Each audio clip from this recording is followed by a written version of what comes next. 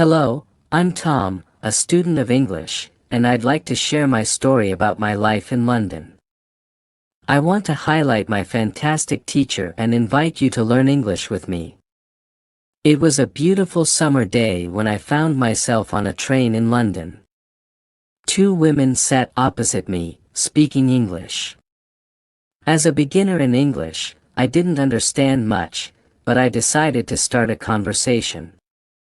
I expressed my desire to learn English, and to my delight, the women understood. They shared that they were from England, returning home from a conference. Our brief conversation lasted about 10 minutes, and before I reached my station, they kindly gave me their address and phone number, inviting me to visit them. Motivated by this encounter, I devoted myself to improving my English. I translated texts and watched English films every day. After 6 months, my English had significantly improved. However, my desire to learn more led me back to London, where I enrolled in an English school. On the first day, I met my teacher, a friendly young lady, and fellow students in the class. We introduced ourselves, sharing our names and where we were from. During the lesson, our teacher presented a very effective method for learning English. The key was not to focus on studying or reading textbooks, but to use English actively. This approach resonated with me, as I had never been a fan of traditional studying. With this newfound method, I embarked on an exciting journey to enhance my English skills, enjoying the vibrant atmosphere of London and the camaraderie of my fellow language learners. I have an aversion to textbooks, so when our teacher broached the topic of language learning essentials, I was all ears. Our teacher emphasized that the primary purpose of learning a new language is communication. Languages serve as a tool for expressing ideas and comprehending them. With this philosophy in mind, our course would focus on active communication rather than rote memorization. Our teacher shared a common observation: many students tend to fixate on memorizing new words and studying grammar rules without putting the language into practice. The danger, as our teacher highlighted, lies in studying about the language without actually using it. While acknowledging the importance of learning new words and grammar, our teacher proposed a simple and effective method to acquire them, deviating from the traditional approach. As our lesson progressed, we delved into discussions about our hobbies and how we spend our free time. The class was structured to encourage constant communication, either in pairs or with our teacher. This immersive approach resonated with me, and I found immense joy in actively engaging with the language throughout the lesson. In the second chapter of my language learning journey, I returned to school on a Tuesday, and a fellow student posed an intriguing question during our discussion about effective word learning. She asked, "What is the best way to learn new words?" Our teacher responded by sharing a statistically proven method: reading. According to our teacher, individuals who read while learning a new language progress twice as fast as those who don't. The recommendation was clear: dedicate at least 30 minutes every day to reading for optimal language acquisition. Eager to maximize the benefits of reading, our teacher provided practical advice on how to approach this activity. This insight into effective language learning strategies further fueled my enthusiasm for the course, solidifying my belief that active engagement and meaningful practices are the keys to successful language acquisition. The importance of enjoying the book or text you read cannot be overstated. Whether it's a captivating story or contains useful information related to your job or hobby, choosing an interesting text is key. Reading should be an enjoyable experience, and it's advisable to select a text where you're familiar with most of the words. Reading something beyond your current understanding can lead to frustration, hindering the pleasure of the activity. Opt for a text that aligns with your proficiency level, ensuring a more enjoyable and effective learning process. when encountering unfamiliar words in your chosen text, resist the urge to create lists or memorize them. Instead, focus on understanding the overall meaning of the text. If you come across a word you don't understand, consult a dictionary, comprehend its meaning, and proceed with your reading. Reading not only enhances your vocabulary but also provides insights into how words interconnect within sentences. This method of learning words is highly effective, offering a swift and natural way to expand your language skills. Moving on to the lesson, we discussed the current situation in England and explored job opportunities for students. As someone aspiring to find employment after school, I sought advice from fellow students on where to look for job opportunities. They recommended the Job Center, which, as it turns out, offers a variety of jobs for students. Excited about the prospect, I visited the Job Center after school.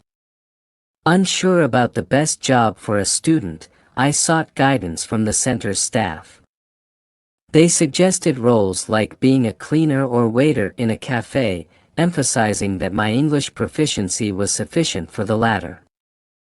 Encouraged by the ease of training and increased English-speaking opportunities, I decided to take on a job at a cafe, starting on Thursday. This revelation about the shadowing technique intrigued me, as it was a novel approach to improving pronunciation that I had not encountered before. The prospect of integrating such a simple yet effective method into my language learning routine sparked newfound enthusiasm for refining my spoken English. After concluding the lesson, I head to the school reception with a curiosity about potential sports activities. I inquire with the lady at the reception if there are any sports teams at the school, expressing my interest in engaging in sports during my time in England. To my delight, the lady informs me that there is both a table tennis team and a football team. Moreover, the football team has training scheduled for today at 5 o'clock. Excited about the prospect of being active, I decide to join the football team's training session. Upon arriving at the training, I encounter a diverse group of players hailing from Brazil, Japan, Russia, Spain, Argentina, and Italy. The camaraderie among the players creates a welcoming atmosphere, and I thoroughly enjoy the training. This positive start to my time in England, coupled with a great teacher and newfound friends from the football team, fills me with happiness and anticipation. Tomorrow marks the beginning of my job, adding another layer of excitement to my experiences. The importance of sports in my life is underscored, and I relish the opportunity to engage in physical activity while in England. As I reflect on the day's events, I'm reminded of the valuable advice from my teacher. To achieve good pronunciation, it's crucial to repeat after native speakers. In the 4th chapter of my language learning journey, I return to school on Thursday. A new student, Monica from Italy, joins our class. Familiar with Monica from a previous visit to our teacher's class a year ago, my teacher is pleased to have her back. During the lesson, my teacher engages Monica in conversation, marveling at her beautiful English, excellent pronunciation, and fluency. Monica shares that she doesn't attend any school. Instead, she learns English at home using techniques introduced by our teacher. These include extensive reading, shadowing, and thinking aloud, with a conscious effort to think more in English than in Italian. Monica attributes her progress to the 2 weeks she spent in our teacher's class the previous summer, stating that it provided her with a clear direction on how to work on her English daily. This revelation about Monica's language learning journey inspires me to continue my own efforts with renewed vigor.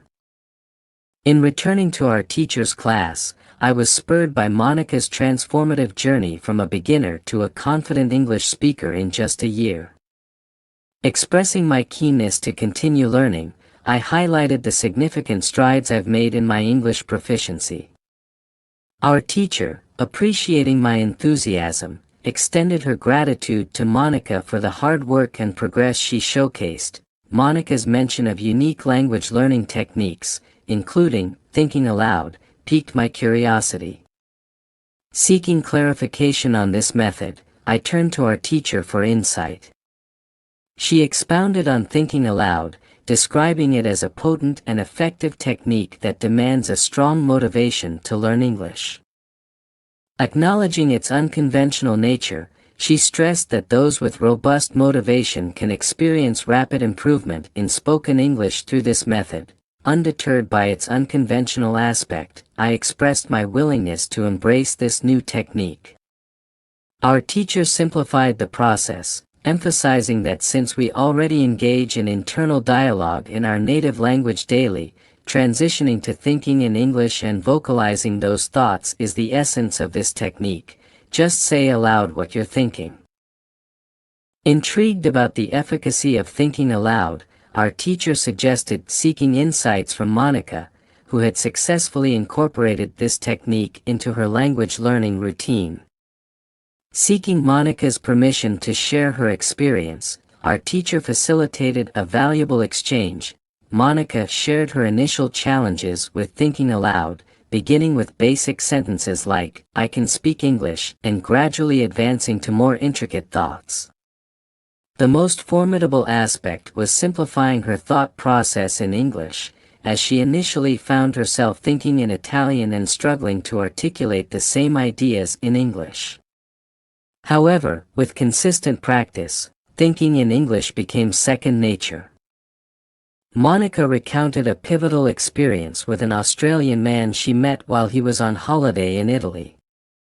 Despite being a beginner, Monica conversed with him without major issues, boosting her confidence in the process.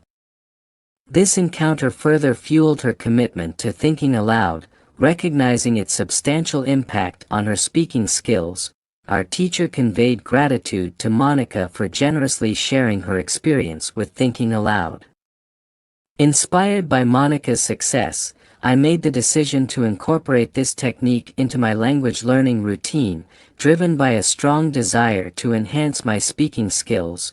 In summary, Monica's journey and the insights from our teacher have armed me with valuable tools for language learning, reading, listening, speaking, and the distinctive technique of thinking aloud. The overarching principle remains consistent daily practice, allocating 30 minutes to reading, listening, and speaking, to achieve fluency in English. Thank you for watching, and don't forget to like, share, and subscribe for more language learning insights.